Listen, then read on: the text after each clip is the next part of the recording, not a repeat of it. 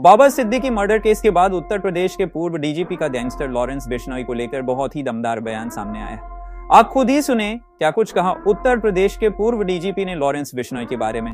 ये जो बताया जा रहा है कि इसमें लॉरेंस बिश्नोई का हाथ है, उसके 3 गुर्गे अमेरिका से ऑपरेट कर रहे हैं। लॉरेंस बिश्नोई गुजरात में है और उसके 700 शूटर हैं। ये कह देना कि जो सलमान खान का मित्र है वो हमारा शत्रु है, ये एक चुनौती है। ये स्थिति अत्यंत चिंताजनक और भयावह है। मुंबई के पॉश इलाके में एक पूर्व मंत्री, पूर्व विधायक, जिनका बेटा भी या तो विधायक है या पहले था, और जिसने अपने जीवन भय के बारे में चिंता बताई थी। कुछ सुरक्षा मिली थी, बताया जाता है 2 कांस्टेबल्स मिले थे या वाई कैटेगरी मिली थी।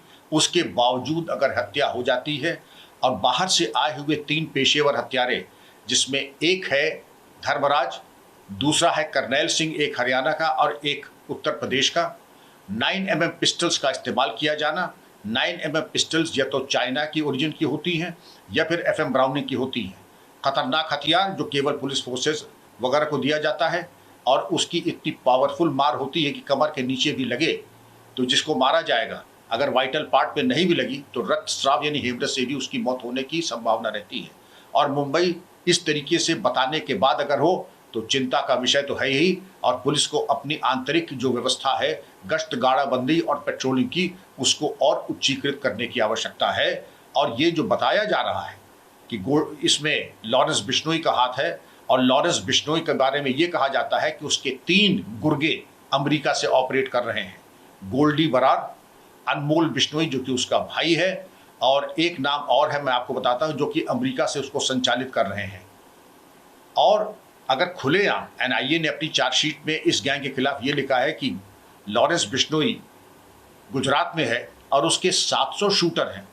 मैं बताना चाहूँगा, इसके पहले दाऊद इब्राहिम का गिरोह ऐसे ही चलता था, और उसने जिस प्रकार गुलशन कुमार की मुंबई में ही दिन दहाड़े हत्या की थी, अबू सेलम ने, कुछ हमें वही परिदृश्य सामने आ रहा है। और इस तरीके के गिरोह तभी क्रियाशील होते हैं जब उनको कहीं से बैकअप मिलता है। इसके पहले दिल्ली में एक अफगान जिम ओनर की हत्या हुई थी, सिद्धू मूसेवाले की हत्या हुई थी, और हमने क्या आज तक कोई कार्रवाई करना ज़रूरी नहीं समझा। और ये कह देना कि जो सलमान खान का मित्र है वो हमारा शत्रु है, ये एक चुनौती है। और शासन प्रशासन से ये अपेक्षा की जाती है कि इस गैंग को निष्क्रिय करने के बारे में कार्रवाई करें। अभी ये भी बताया जाता है कि कनाडा में एक सिंगर की हत्या इस गैंग के द्वारा की जा चुकी है। तो यह तो हम कह दें कि आपने आत्मसमर्पण, जब मैं आप कह रहा हूं तो शासन प्रशासन ने आत्मसमर्पण कर दिया है, या फिर आप गंभीर नहीं हैं। समय आ गया है कि गंभीर होकर के इस तरीके के अपराधियों और गिरोहों को नेस्तनाबूद करें। और 1-2 फुट सोल्जर्स, पैदल सिपाही पकड़ने से काम नहीं चलेगा। गैंग के पीछे जरूर किसी विशिष्ट व्यक्ति का या संगठन का हाथ है, क्योंकि बिल्कुल संगठित अपराध के एक शीर्षस्थ गिरोह की तरह क्रियाशील हो रहा है। एक बड़ा अहम सवाल है सर, जैसे कि आपने जिक्र किया जिन पिस्टल्स का इस्तेमाल अशरफ के साथ भी किया गया था, उसमें भी 3 लड़के आए जो कि काफी यंग एज के थे। सेम सिचुएशन यहाँ, जैसे कि हाई टेक पिस्तौलों का इस्तेमाल किया गया था। तो क्या कुछ सिमिलरिटीज देख रहे हैं आप इन चीजों में? क्या मैं ये देख रहा हूँ कि हथियार हवा से नहीं आते। 9mm की ब्लैक में भी, असली अगर देखें मार्केट में प्रोहिबिटेड मोड है, मिलेगा नहीं, लेकिन ब्लैक में भी बताया जाता है कि 10 लाख से कम नहीं आता है। अगर अतीक के केस में आए थे वो भी अत्यंत आपत्तिजनक था। पुलिस कस्टडी में इस प्रकार की हत्या अत्यंत आपत्तिजनक और निंदनीय है।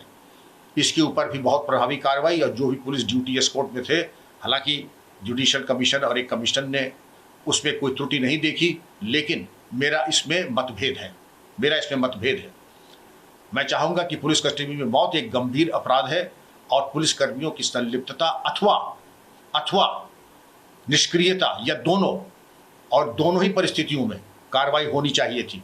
वर्तमान परिस्थिति में भी अगर इस तरीके के शूटर आ रहे हैं, आप देखें करनैल सिंह हरियाणा से, दूसरे धर्मराज उत्तर प्रदेश से, और 9mm की पिस्टल लेके मुंबई में खुलेआम घूम रहे हैं, और लोग मुंबई में जाने पर रोज़ का कितना खर्चा होता बताने की आवश्यकता नहीं है।